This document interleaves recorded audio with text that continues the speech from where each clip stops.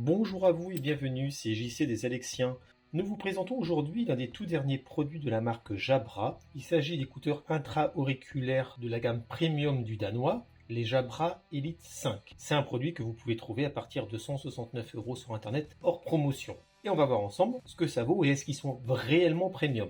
Donc au niveau des caractéristiques, il faut savoir que nous sommes sur des écouteurs intra-auriculaires True Wireless. C'est-à-dire qu'ils vont fonctionner en Bluetooth et en Bluetooth 5.2 plus précisément. Avant de rentrer un peu plus dans le détail des caractéristiques, on va regarder déjà le design général et vous voyez qu'il ressemble quand même peu ou prou aux autres produits de la gamme Elite intra-auriculaire, c'est-à-dire qu'on va retrouver l'étui qui est à peu près identique, étui très intéressant parce que il a ici un port pour la charge USB-C et vous avez également là une zone pour pouvoir venir faire une recharge sans fil, sachant que le chargeur sans fil n'est pas inclus dans la boîte. Vous avez seulement dans la boîte un câble de recharge 20 cm en USB-C et vous avez 4 autres embouts qu'ils appellent les ear gel en silicone de taille S et L pour pouvoir venir remplacer ceux qui sont déjà sur les écouteurs intra-auriculaires. C'est-à-dire que vous en avez 3 paires S, M et L. De quoi pouvoir venir l'adapter à votre conduit auditif. L'étui est relativement compact parce qu'il va faire 6,4 cm de largeur sur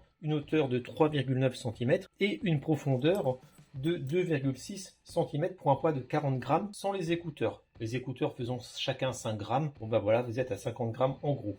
Vous voyez qu'il rentre dans une poche sans aucun problème. Et vous avez sur l'avant, là, une petite LED qui va venir clignoter en fonction des informations qui vont être dispensées, c'est-à-dire en chargement, vous n'aurez pas tout à fait les mêmes qu'à l'ouverture. Par exemple, si c'est jaune fixe, c'est que la batterie est moyenne, si c'est vert, c'est que la batterie est pleine, etc., etc. Cet étui va donc servir à charger les écouteurs. Il faut compter 3 heures pour une charge complète des écouteurs et pour une charge complète de l'étui. L'autonomie annoncée de l'ensemble, c'est entre 28 et 36 heures en fonction de l'activation ou pas de l'ANC, la réduction active de bruit dont sont pourvus ces écouteurs. Alors c'est pas 28 heures d'un bloc, c'est 4 sessions de 9 heures si vous n'avez pas mis l'ANC et c'est 4 sessions de 7 heures si vous avez mis l'ANC. C'est-à-dire qu'en fait, vous les utilisez 7 heures ou 9 heures, il n'y a plus de batterie, vous les remettez 3 heures, vous les reprenez 7 heures ou 9 heures, vous les remettez 3 heures, etc. Sachant que lors de nos tests, en fait, l'autonomie a été confirmée sans aucun problème. Si vous êtes pressé, si vous mettez les écouteurs 10 minutes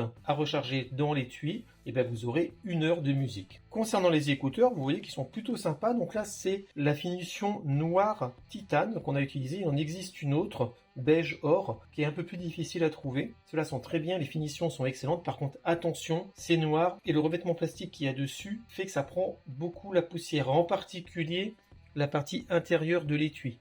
Au niveau dimension, là aussi, ils sont vraiment très petits, donc 20 mm de profondeur, 20,7 mm de largeur, et là, la hauteur totale, entre guillemets, elle va faire 27 mm, sachant qu'il y a à peu près déjà 1 cm qui va rentrer dans le conduit auditif. Donc autant dire qu'une fois qu'ils sont en place, il n'y a quasiment rien qui dépasse, ils sont presque invisibles et c'est franchement très très bien. Et comme Jabra l'a déjà mis en place depuis un bon moment, nous ne sommes pas sur du tactile, mais sur des écouteurs avec un bouton physique. Vous en avez un là et un là, donc un seul par écouteur, qui va vous permettre de piloter la musique, les appels, etc. Et en fonction de l'écouteur droit ou gauche, vous pourrez faire des choses différentes. Si vous maintenez la pression sur l'écouteur droit, vous allez augmenter le volume. Si vous le faites sur le gauche, vous allez le baisser. Si vous appuyez 2 fois quand vous écoutez de la musique, c'est la piste suivante. 3 fois, c'est la piste précédente, etc.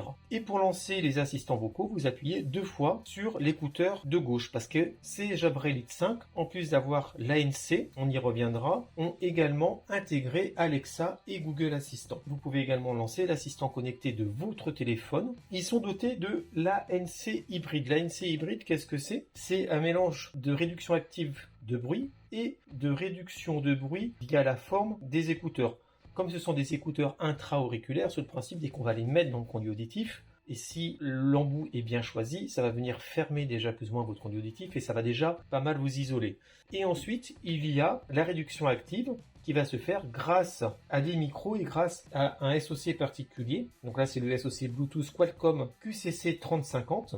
Et il y a en tout 6 micros dans ces écouteurs, dont 4 qui vont être dédiés aux appels.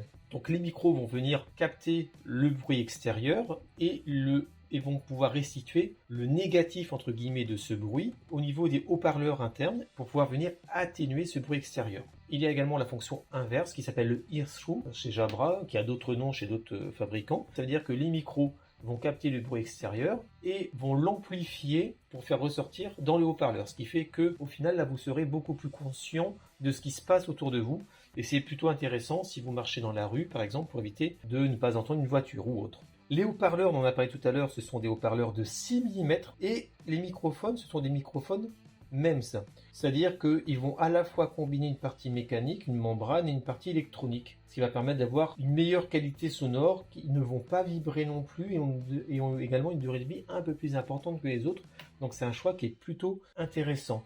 Le SoC qui est utilisé vous permet également d'avoir du multipoint Bluetooth, et ça c'est pas mal du tout. C'est-à-dire que vous allez pouvoir vous connecter à 6 appareils, dont 2 en simultané, et vous avez Microsoft SwiftPair par exemple qui va être pris en charge, ou le Google FastPair. On s'en est servi en le connectant au smartphone et également en le connectant à un PC portable, et ça fonctionne très bien, même si on perd quand même des fonctionnalités qu'on a indépendamment sur chacun des appareils. Ça c'est un peu dommage. Au niveau du son en tant que tel, les codecs audio qui sont pris en charge, c'est le SBC, le AAC, donc vraiment du très basique. Il n'y a pas de codec ARS Audio Wireless qui sont pris en charge. Pour ce prix-là, c'est quand même assez dommage. Par contre, heureusement, ils ont intégré le Qualcomm aptX, mais pas le HD ni le adaptative. Donc ce codec va quand même permettre d'améliorer le rendu sonore et le rendre quand même bien mieux que si on avait seulement le SBC et le AAC. Mais là, pour le coup, on est sur des codecs qu'on va retrouver dans des écouteurs de moyenne gamme, voire même dans certains entrées de gamme. Et ça, c'est franchement dommage. Au niveau de l'installation et de l'utilisation, on va voir ensemble que c'est relativement simple. Vous pouvez l'installer en passant directement par le Bluetooth de votre téléphone et les paramètres Android, si vous avez un Android. Normalement, dès que vous allez ouvrir l'étui, les écouteurs vont automatiquement remonter sur votre téléphone. Vous allez avoir une image vous les montrant et vous demandant si vous souhaitez les installer. Ou sinon, vous pouvez passer directement par l'application de la marque Jabra, c'est l'application Jabra Sound Plus. Et dans tous les cas, il faudra y passer pour finaliser l'installation et pour pouvoir pleinement vous en servir. L'application Jabra est quand même relativement bien faite, elle est très complète.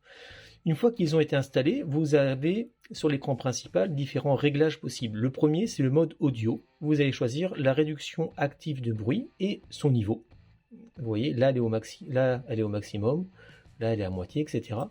Vous pouvez également passer sur le Hear Through ou désactiver totalement l'ensemble. Vous pouvez faire exactement la même chose si vous appuyez sur le bouton de l'écouteur gauche. Vous avez également ici les égaliseurs et vous pouvez, vous voyez, venir faire ce que vous voulez, créer votre propre profil sonore si vous voulez, mais également vous avez des pré-réglages, vous voyez, où ils ont déjà préenregistré des profils en fonction de ce que vous pouvez écouter.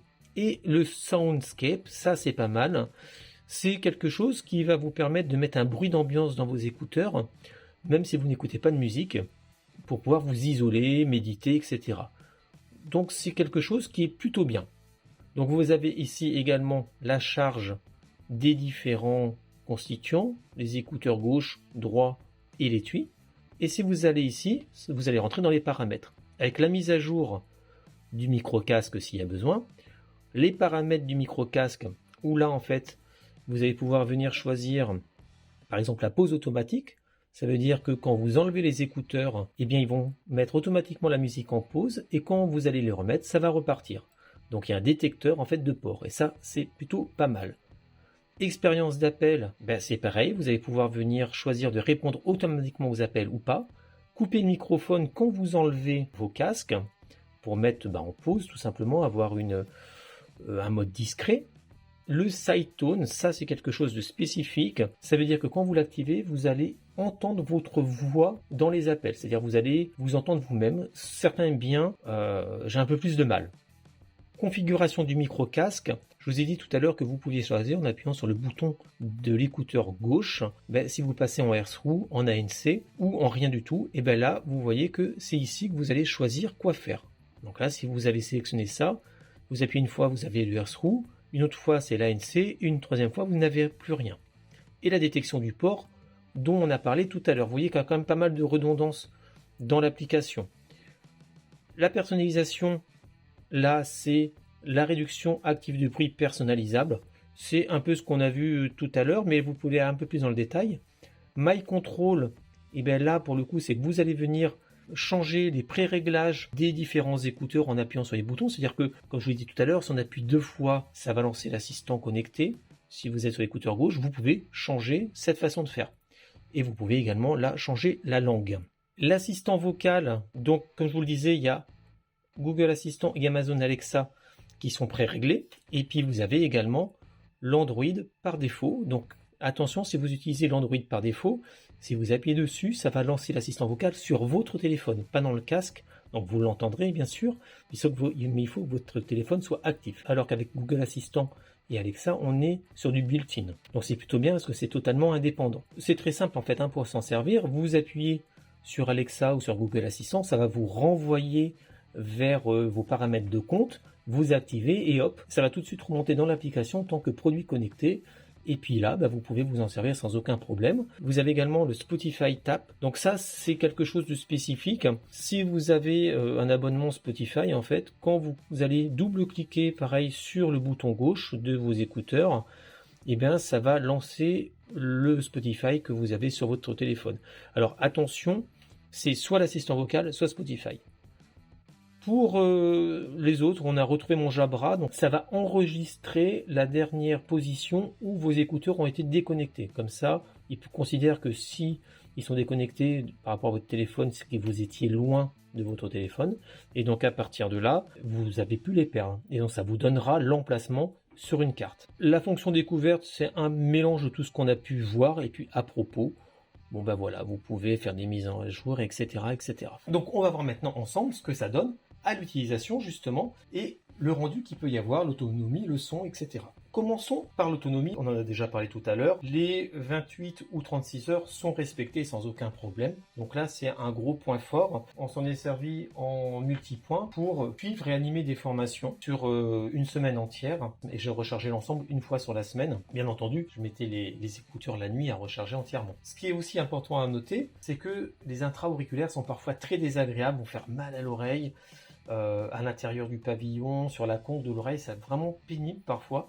Là, c'est pas du tout le cas. Les embouts, les AirGels sont plutôt agréables. Il n'y a pas d'irritation et pour l'avoir porté pendant des journées d'affilée, franchement, j'ai pas ressenti de gêne, même si, faut quand même avouer qu'en fin de journée, ça chauffe un peu, ça devient un peu plus gênant qu'en début de journée et c'est pas forcément dû aux écouteurs en tant que tels. Donc ça, c'est un gros point fort et puis ils tiennent bien parce qu'ils s'enfoncent bien dans l'oreille. Donc là, à ce niveau-là, il n'y a absolument aucun problème du tout. Concernant la réduction active de bruit et la réduction hybride, elle fonctionne bien, mais elle n'est pas exceptionnelle. On va dire que Jabra est toujours au même niveau. Vous allez quand même avoir une nette atténuation, ça c'est clair. Par contre, les aigus vont toujours réussir à passer un peu plus en partie que les autres. Et si vous êtes vraiment dans un environnement bruyant, là je pense en particulier dans une rue, etc., s'il y a des voitures qui passent, vous allez quand même les entendre. Atténuer et quand même bien les entendre. Bon, ça veut dire qu'en fait, quand il y a pas mal de bruit, ça atteint vite ses limites. L'autre problème, si vous les utilisez à l'extérieur, c'est la gestion du vent. Franchement, dès qu'il y a un tout petit peu de vent, vous l'entendez qui vient frotter contre vos écouteurs, ça peut vite devenir gênant. Par contre, pas de vent ou en intérieur, c'est parfait.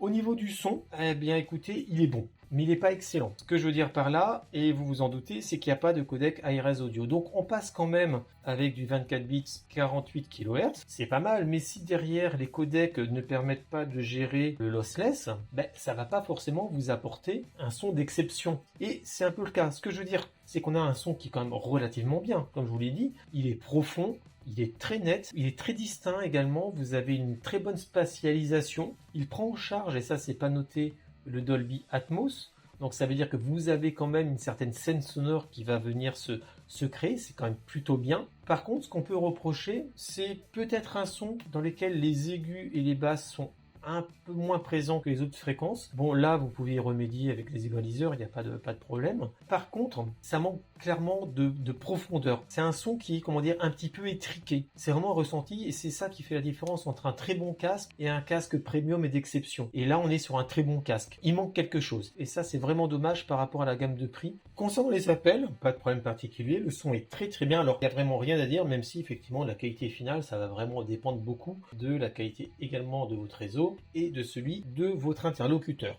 Que dire en conclusion du test de ces Jabra Elite 5, les derniers écouteurs premium de la marque danoise? Écoutez, ce sont des écouteurs qui sont haut de gamme, c'est sûr, mais que je ne considérerais pas comme premium. Ils ont beaucoup de points forts. Le design qui est vraiment plutôt sympa, la qualité, les finitions qui sont vraiment excellentes, les dimensions qui font qu'ils sont quand même relativement compacts, ils sont très légers, ils sont très faciles à porter, ils gênent pas du tout et vous pouvez le porter une journée entière sans aucun problème.